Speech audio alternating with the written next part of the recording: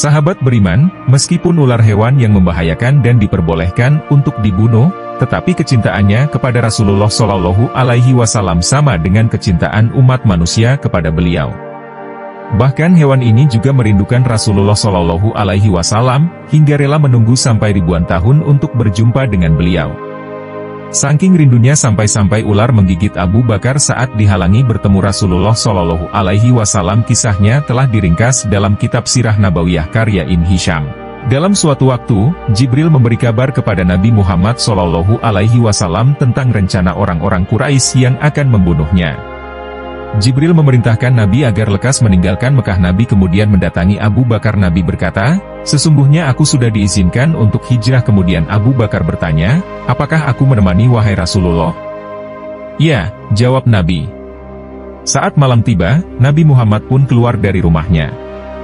Kemudian mendatangi rumah Abu Bakar lalu melakukan perjalanan hijrah. Orang-orang kafir Quraisy masih mengejar Nabi.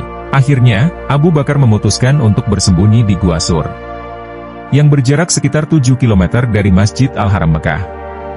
Di depan mulut gua, Abu Bakar berkata, "Demi Allah janganlah Anda masuk ke dalam gua ini sampai aku yang memasukinya terlebih dahulu. Kalau ada sesuatu perkara buruk maka akulah yang mendapatkannya, bukan Anda."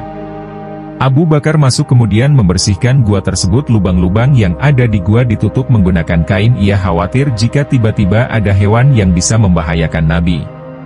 Semua kain habis tapi masih tersisa 2 lubang. Abu Bakar kemudian berniat menutup lubang itu dengan kedua kakinya. Setelah gua dipastikan aman, Abu Bakar mempersilahkan Nabi masuk. Ia mempersilahkan Nabi untuk tidur berbantalkan pangkuannya. Saat Nabi tertidur, tiba-tiba seekor ular menggigit kaki Abu Bakar. Dan dia pun menahan rasa sakit serta menahan dirinya agar tidak bergerak dan tidak membangunkan Nabi. Air mata Abu Bakar menetes hingga terjatuh di wajah Nabi dan beliau pun bangun dan bertanya, "Apa yang menimpamu, wahai Abu Bakar?" Abu Bakar menjawab, "Aku disengat sesuatu, wahai Rasulullah." Dan ternyata yang menggigitnya adalah seekor ular. Kemudian Nabi Muhammad SAW berbicara kepada ular, berkat mukjizat Rasulullah. Pembicaraan ini pun didengar oleh Abu Bakar. Beliau berkata, "Wahai ular, tahukah kamu jangankan daging atau kulit Abu Bakar? Rambutnya pun haram kamu makan." Ular pun menjawab, "Hamba mengerti ya Rasulullah." Bahkan sejak ribuan tahun yang lalu, ketika Allah Subhanahu wa Ta'ala mengatakan, "Barang siapa yang memandang kekasihku, Muhammad fi ainil mahaba atau dengan mata kecintaan, aku anggap cukup untuk menggelar dia ke surga Firdaus. Ya Rob, beri aku kesempatan yang begitu cemerlang dan indah. Aku ingin memandang wajah kekasihmu fi ainul mahaba."